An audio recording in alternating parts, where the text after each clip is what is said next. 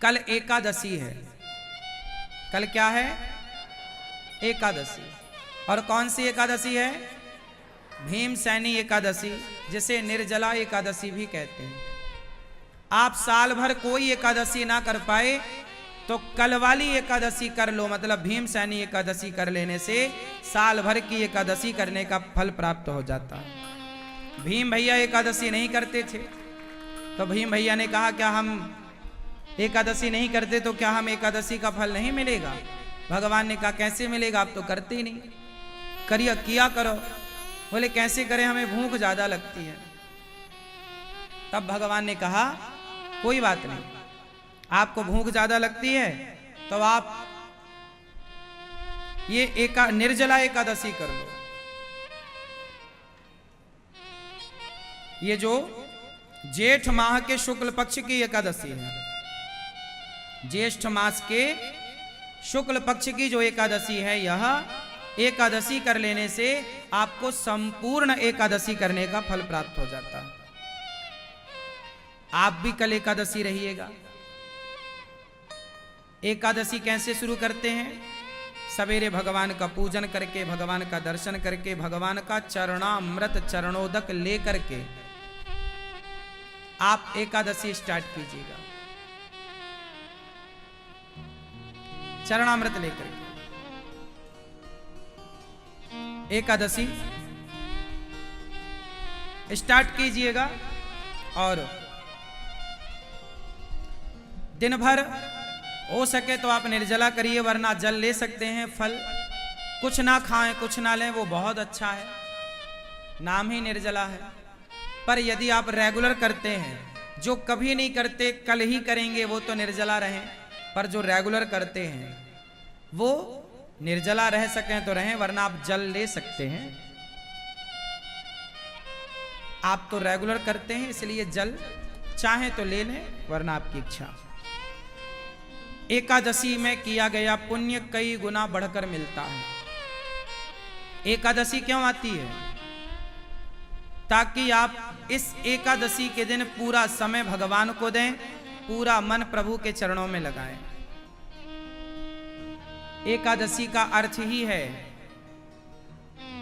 कि ज्यादा से ज्यादा एकादश इंद्रियों से, मतलब 10 इंद्रियां, 5 ज्ञानेंद्रिय, 5 कर्मेंद्रिय, एक मन सहित एकादश इंद्रियों से पूर्ण रूप से मनसा वाचा कर्मणा भगवान की सेवा में लीन होना ही एकादशी है। एकादशी के दिन क्या करें? ज्यादा से ज्यादा कीर्तन करो, ज्यादा से ज्यादा भगवान का ध्यान, भगवान की कथा सुनो। एकादशी के दिन पुण्य कार्य करना चाहिए। ध्रुव जी महाराज जब घर से चले, तपस्या करी, और तपस्या से जब भगवान प्रसन्न हुए तो भगवान ने ध्रुव जी को कहा पुत्र कुछ वरदान मांग लो। ध्रुव जी ने कहा प्रभु, माँ ने कहा कुछ मांगने का नहीं कहा, बस आपका दर्शन हो गया, आप क्या चाहिए? कुछ स्तुति करना चाहते थे ध्रुव जी, तो शंख का स्पर्श कराया, ध्रुव जी को ज्ञान हो गया। योऽन्तः प्रविश्य मम वाचमिमां प्रसुप्तां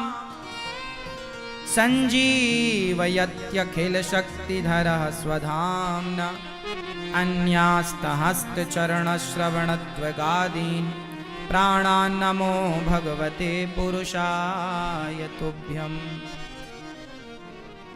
ध्रुव जी महाराज भगवान से कहते हैं प्रभु अंतःकरण प्रविश्य, मेरे अंतःकरण में प्रवेश कर जाइए। योऽन्तः प्रविश्य, अंतःकरण में प्रवेश कर जाइए, मेरी वाणी आपका गुणगान करती रहे। भगवान बोले ध्रुव, तुमने तपस्या करी है, राज्य की कामना से जाओ, तुमने मेरा तप किया है, मैं तुम्हें राजा बनाता हूं। भगवान ने ध्रुव जी को 36,000 वर्षों का राज्य दिया। उनके पिता उन्हें क्या देते? जो भगवान दे सकते हैं ना भक्तों, वो संसार का कोई आदमी नहीं दे सकता। इसलिए कर्म करो अच्छा और आश्रित रहो भगवान के। अच्छा, भगवान भी उनको देते हैं जो ऐसी विचारधारा के होते हैं। कैसी? एक विचार का मैं आपसे चर्चा कर लूं, ध्यान से सुनिएगा। एक बार भगवान श्री कृष्ण और अर्जुन जा रहे थे रथ पर सवार होकर, तभी एक भिखारी आता है और अर्जुन से बोला, हे अर्जुन, हम बड़े गरीब हैं, हमें कुछ सहयोग करो, कुछ रोटी की व्यवस्था करो, कुछ दान करो। अर्जुन ने कहा, अच्छा आप भीख मांगने आए, मेरे दरवाजे से कोई भिखारी खाली नहीं जाता, ये लो। सोने से भरी पोटरी, सोने से भरी थैली अर्जुन ने उस भिखारी को पकड़ाई, ये सोना ले जाओ। अब जब उसने, भिखारी ने इतना सारा सोना पाया, उसकी तो बुद्धि गदगद हो गई, उसकी पूरा नाचने लग गया, मैं तो धनवान बन गया, अब तो बंगला बनाऊंगा, ये करूंगा वो। तब तक चोर आते हैं और थैली लेकर के भाग जाते हैं, उसका सारा धन चोरी। अब वो भिखारी फिर जस का तस, गरीब था, गरीब रह गया। अब क्या हुआ कि पुनः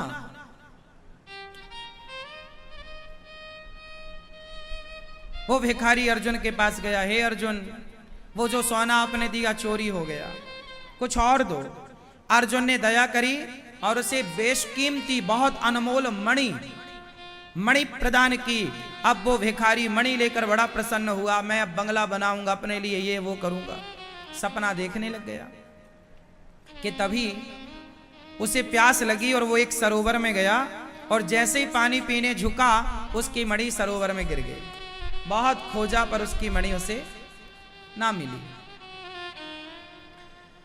अब वो भिखारी तीसरी बार गया, अर्जुन मुझे कुछ धन दे दो, वो मणि भी गिर गई।